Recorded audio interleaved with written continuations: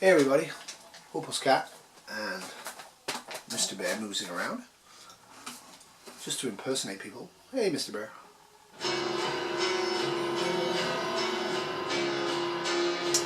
News from Absolution, Apocalypse Please. Not very smooth. Long review of Bird Box by Josh Malerman with massive amounts of spoilers, so don't watch this if you want to read the book. If you want to read the book and then watch this and argue with me in the comments, please do so. He's a new guy, new author on the scene. It's not a traditional apocalypse book. The apocalypse here is an unseen one for you. If you open your eyes outside at all, even a brief glimpse or look behind a curtain, you see something. That something's never actually identified. And you go mad, literally, start raving crazy, to the point of, not to the point of, but actually suicidal. And you might kill other people as well, but you're not a zombie. Mostly just trying to kill yourself. Murder crazy by vision. So it's a slow apocalypse where society over months collapses inwards into their own homes with covered windows. The government gives lots of advice in this book early on about not going outside and how to cover your windows up and all that sort of stuff. And government's pretty useless because they're dealing with an apocalypse, they don't know what it is. So it's 260 pages of fresh writing, I find it fresh, from the rock singer of the band High Strung, which I haven't looked up, but I might do. He's actually, Josh is a rock singer, singer-songwriter. But there's no songs in this. The horror remains unseen throughout the entire book, but it's palpable on almost every page. The main focus for a prepper is how to cope with the slow collapse that makes the outside world deadly. When you buy the setup in the book, and I think, you know, possible, it's interesting. To quote from the book, a blackout, Mallory thinks, the world, the outdoors, is being shut down. The detailed description of events of being stuck inside a home 24/7 for months on end with strangers is also the main topic, and one with very valuable insights, applicable to a lot of different scenarios. I'd rate it 4.5 out of 5, mainly as I think the physical suffering in the book that society and the protagonists go through is actually far too optimistic. I think it would be much worse than the book portrays.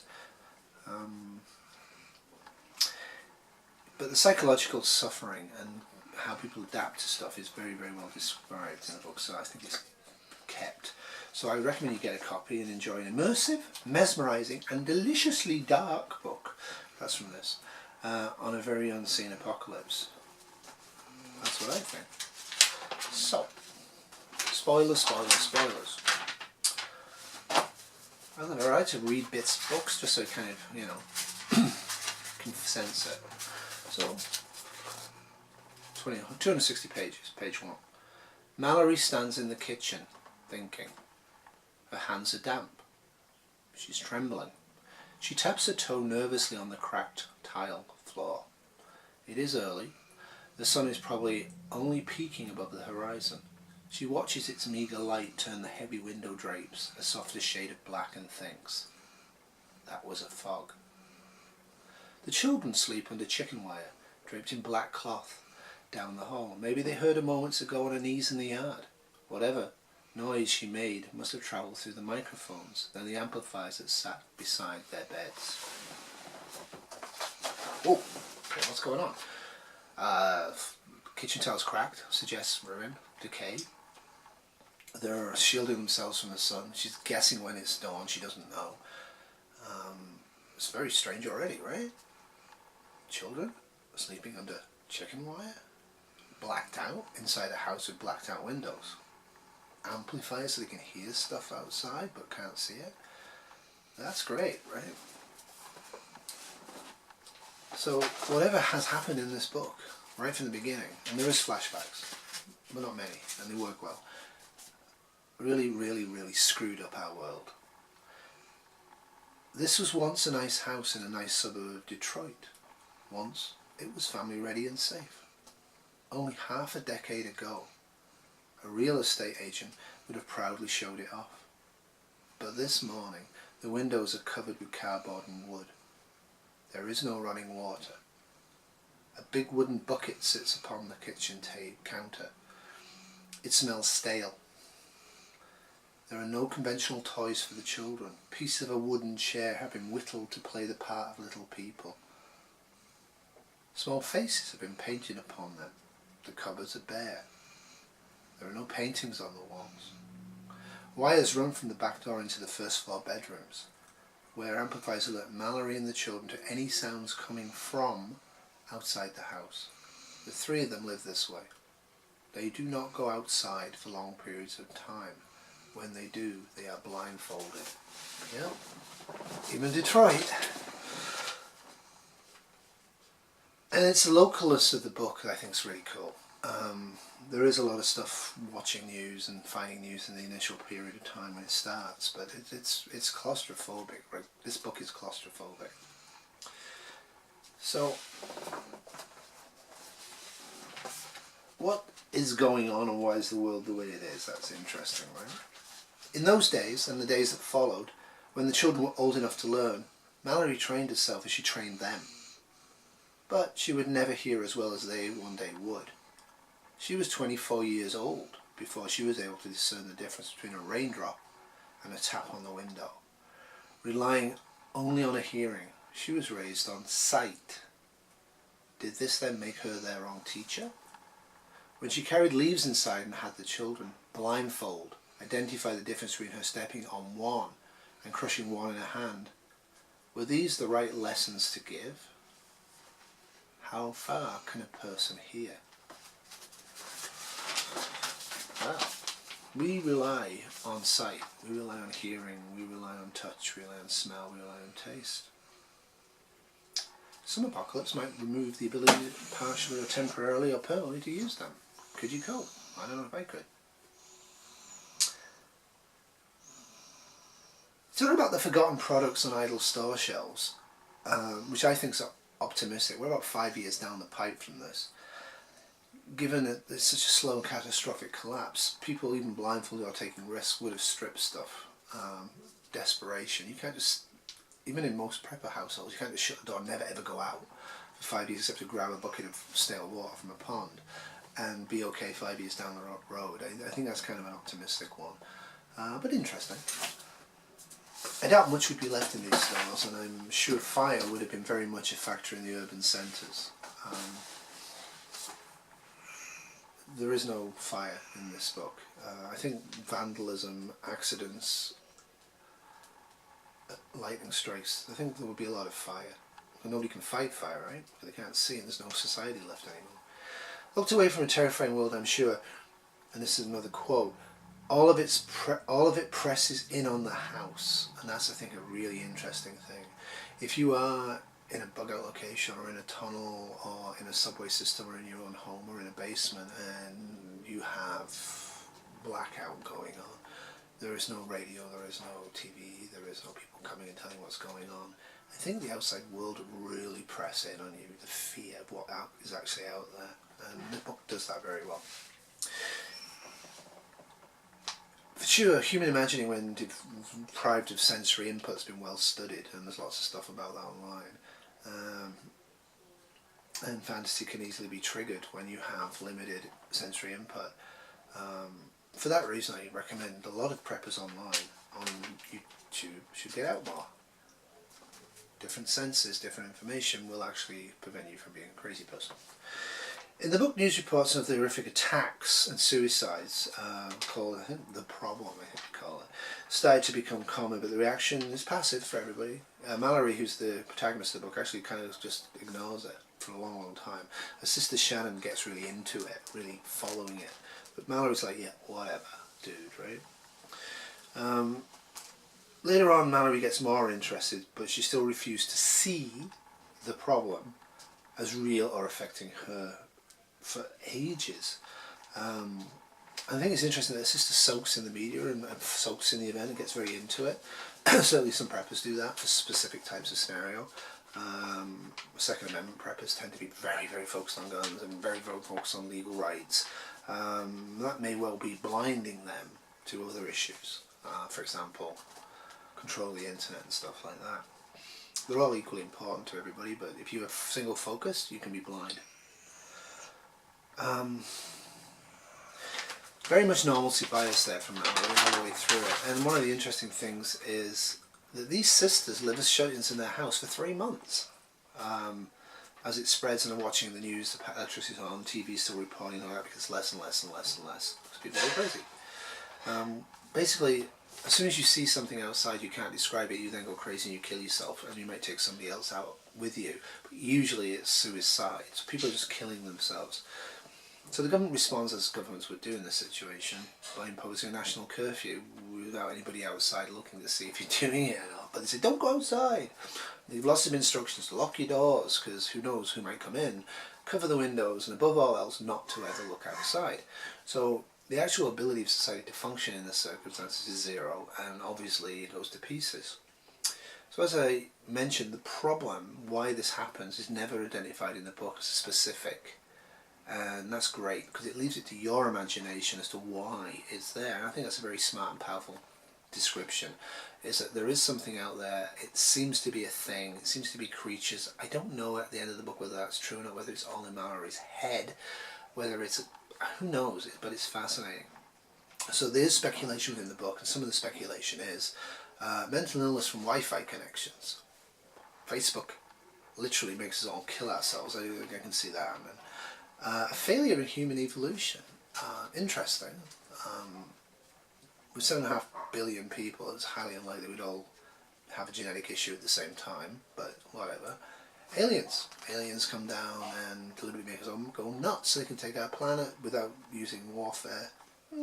Takes a while though. Now, I like interacting with a different dimension. Like if you look at a different dimension, we are in about basically 3-dimensional space here, you know, with height, width, and length, right? So if you have a 4th or 5th dimensional universe and those people from those universe interact with those, just seeing them and not being able to interpret their dimensional space could make us go crazy. The other ones they come up with is being close to a dying sun or a planet. They don't know, basically. The book says some people believe there are creatures out there. Now, having read the book, I think that's likely. Certainly it's implied throughout the book that there's something out there that you can't see, and if you do see it, you then go crazy and can't describe it. But it never gives me a definite answer, and I like that. Now, I have a problem, because I have a bull terrier. Excuse me, bear.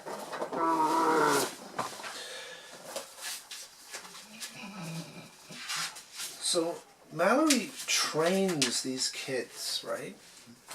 And she calls them the boy and the girl.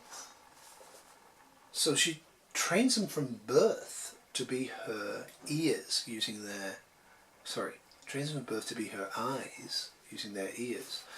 She literally leaves them unnamed, as the training is both cruel and necessary for survival. Her survival and theirs. And I guess parents out there will read this book and see it as a dreadful thing. She does some pretty horrible things to the kids to make their hearing better.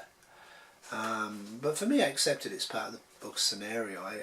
In a world of utter death and destruction and hopelessness, to actually name your children is an act of faith. She doesn't have any faith in of herself. She thinks she can save them, but she doesn't think she can save them for any reasonable reason. Now, just to prove the point on that, I'll read you quite a few excerpts on this. It's throughout the book, but this is kind of one of the main areas.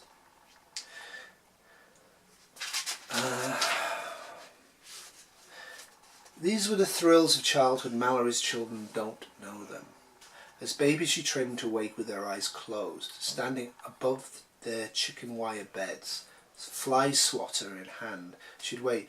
As each woke and opened their eyes, she would smack them hard on the arm. They would cry. Mallory would reach down and close their eyes with her fingers.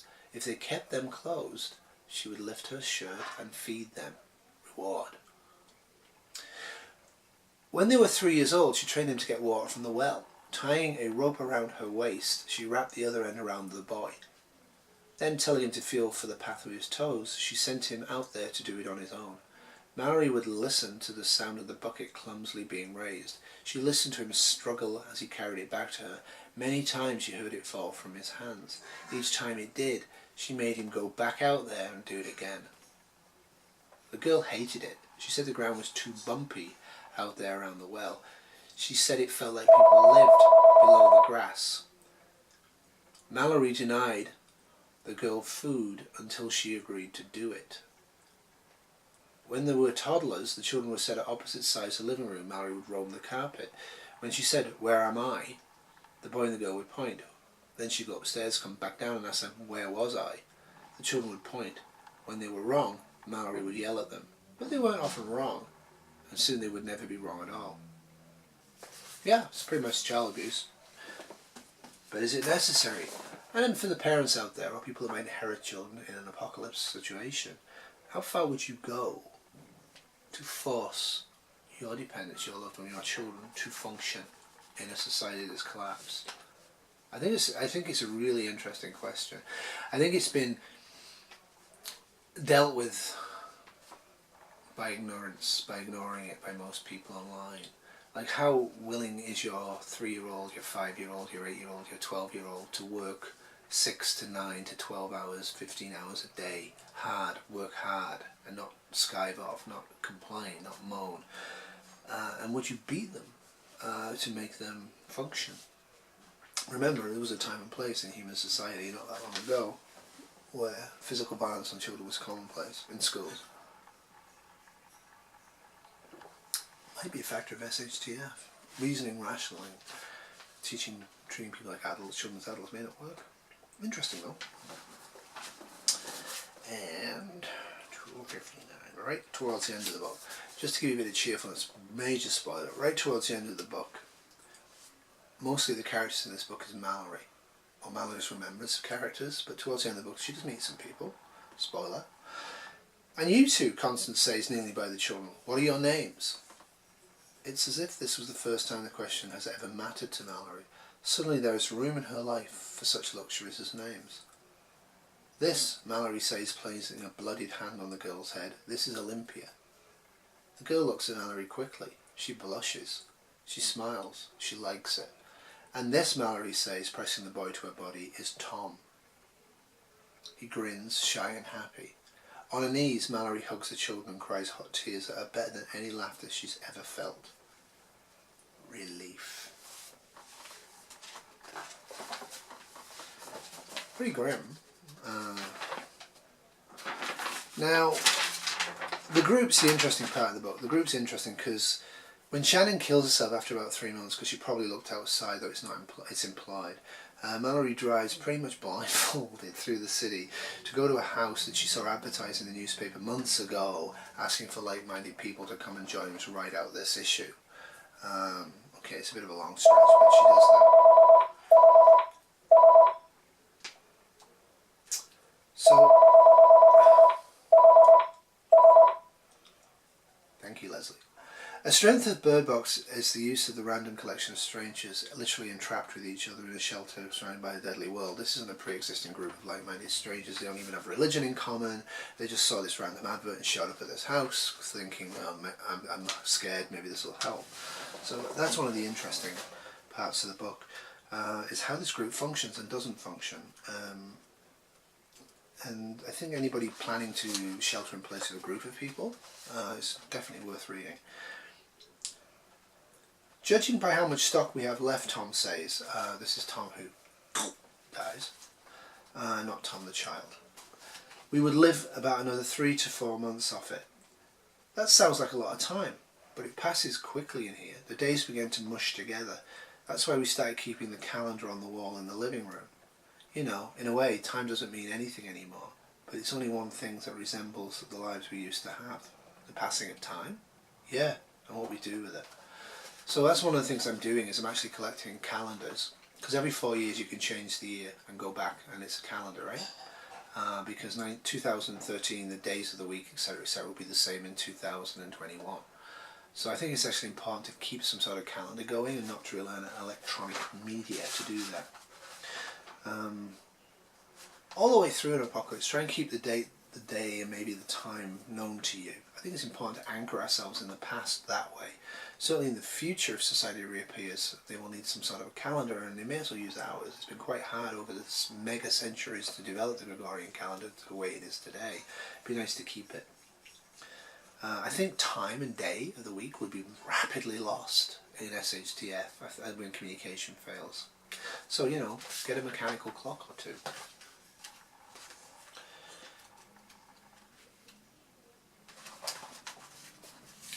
Then the housemates are gathered in the living room. Mr. Bear.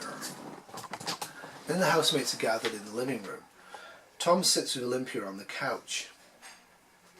Mallory listens quietly as Tom somberly asks Olympia about the objects in her house, what she has left behind, what use they can be here.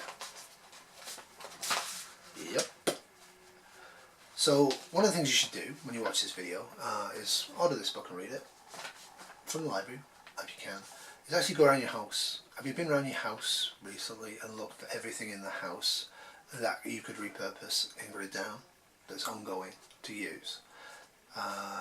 Newspaper, books for toilet roll, that sort of thing. I'm thinking more about wiring, copper wiring in the ceiling and stuff like that. Can you rip out copper wiring to make fencing? Can you use fans to make a windmill? Even if you can't, have you got plans available to do that? Like, what could you repurpose in your house? What containers do you have? All that stuff, right? Think about it. I think it's a good idea to do that in advance. For example, sheets, cotton sheets, bandages, sleeping bag liners, reusable toilet roll. When SHTF happens, there will be no trash. If you are producing trash in SHTF, you are really, really messed up. Nothing should be thrown out until it can be replaced again, and most stuff will never be replaced. So this is the group, they're talking about the group, they're in there, it's been there, it goes on quite some time. The group has some ideas about using some video cameras and stuff like that. It doesn't work out very well. Basically any visual medium outside, you go nuts. So then eventually a guy called Gary shows up. And Gary's claims he's escaped from another group that was very military in action, in compliance, which I think is good. It's interesting. A lot of SHS groups will be military wannabes, soldier wannabes. Gary says, I never thought they'd have thought that on one day the world's most valuable tool would have been a can opener. Very good point. 5 years down the line, how many can openers do you have? I mean, the P45 type can openers we all have, but they're a pain in the ass to use. How many mechanical can openers do you have? Would they last 5 years, right? Now, the bird box of the title of the book is a literal bird box. The birds used an alarm. They find a box of birds in a house that's been in a garage with no windows, which is again a bit of an extreme, and they put the bird box outside their front door so the birds will start twittering if anybody's there. They also find 2 shut-in huskies, weirdly, in separate houses. So another question I have for you, if you have no dog now, and you probably should have a dog, a decent dog, not a big lump of lard like I've got, do you know how to train one? If you come across a decent dog in SHTF that is looking for a forever home, do you know how to look after one? Do you know how to train one? Do you actually have a good leash in your stores? If you already have dogs, you'll have all this stuff. But if you don't, maybe getting a good second-hand leash and a couple of dog bowls is a good idea, and some dog food. Not a lot, but a little, storing out. You never know when you might come across a dog in SHTF, and dogs are a useful thing.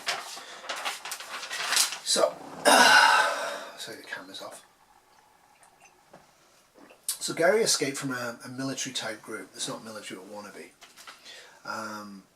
They're only encountered in the book via Gary's narrative, and Gary is not a truthful narrator, so we have to be careful there. But I think it has an interesting read for preppers. And I'm only actually doing little bits of the book that I really found interesting, because I like to leave something. But this is good stuff. For Kirk, the Alaskan incident validated all paranoid fantasies. Despite my own growing fear, I wasn't ready to exchange the life I'd known for this new militia-like existence he was espousing. I was prepared to drape the windows, lock the doors, and hide, but Kirk was already coming up with plans to combat what he believed was an invasion. Whether that be alien or otherwise was never clear. He talked about weapons, gear, and guns like a veteran soldier. Of course he wasn't one. He'd never enlisted in anything in his life. Gary pauses as he seems to ponder. Soon the house was crowded with quasi-militant males. Kirk was enjoying his newfound position of general, and I watched a lot of buffoonery from the sidelines. I made a habit of letting Duncan know he ought to keep his distance. A man like Kirk was liable to send his friends into harm's way. Is your mutual assistance group, MAG group, prepper group? Lots of males who like to dress as soldiers, who never fought as a soldier. How would that be several years down the line, especially if he was shut in most of the time? Pretty unpleasant. You know, you got to wonder. One of the things that we've done is we've put away crayons and watercolors, so we can actually paint and draw in an apocalypse. We don't really do that now, and I'm certainly not very good at it. But you need to have some outlet for creativity other than just planning patrols and cleaning your guns, if it's going to be years in the making. I talked to Duncan about it. My brother's face was painted with ridiculous camouflage. Sorry, ethical prepper. By then he was truly infected with Kirk's ravings. He didn't believe Frank was a threat. Frank, who bugled phrases like mass hysteria and psychosomatic idolatry, as Kirk and the others pantomimed target practice weaponless in the basement. Everyone dismissed Frank as a useless pacifist. Yeah, there's plenty of that on prepper sites. Plenty of raving, paranoid, crazy people. Certainly in an SHCF, anybody who's rambling, raving and paranoid, they're not going to get any better. Anyway, this is a massive spoiler. Massive spoiler coming up. Gary alters things in the home that Mallory's in with Olympia and everybody else and Tom. And basically, because of Gary, Mallory and the boy and the girl end up alone in the house. I'm not going to say why, but it's kind of interesting how that breaks out. They spend years there and alone, and they're trying to plan to row a rowboat just 20 miles downriver from where they are. They actually are by a river, and they know where the boat is. They found it previously because they used to phone the landline.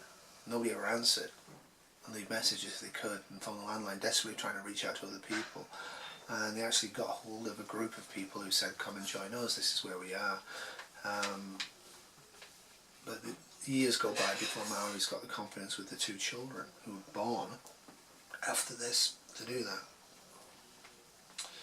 Now Mallory's also urged to blind her child as infants, and even once tried to do it. Rock chemicals was going to blind them, but didn't do it. Parents, what would you do to your kids to keep them alive in the apocalypse? I don't know. I really don't know. It's kind of scary. So, yeah, lots of interesting details in this book. Lots of interesting facts about how groups and individuals function. But just to roll it through at the end, when she actually gets to her utopia, which isn't really utopia, but it's as good as it's going to get in this world, she watches him closely. His voice sounds hopeful, optimistic even. She hasn't heard a tone of voice like his in a long time. Still his face wears the stress and the age of living in the new world, just like hers does, like the housemates once looked years ago. It wasn't a matter of choice, Rick continues. We blinded ourselves with whatever we had. Forks, kitchen knives, our fingers. Blindness, Mallory, was the absolute protection. But that was the old way. Things do not do that anymore. After a year we realised we had fortified the place enough to lighten this awful burden on our shoulders. So far we had no security lapses. Yeah, so yeah, get the book, great book. Totally enjoyed it. Interested to read a new author, interested to read new perspectives on an apocalypse. I hadn't considered an apocalypse where actually using eyes or cameras or anything or taking a photograph to look outside the window could make me kill myself and destroy me. So unlikely probably, but an interesting take on what you would do in certain circumstances. As preppers, I think it's important to push the boundaries of our imagination. By imagining, we can overcome, we can think things through and maybe be in a better position if things break out. Anyway, that's all from me. And au revoir from me, and au revoir from Mr. Sleeping Bull Terrier down here. Mr. Bear, Mr. Bear, Mr. Bear. Anyway, au revoir from the Sleeping Bull Terrier.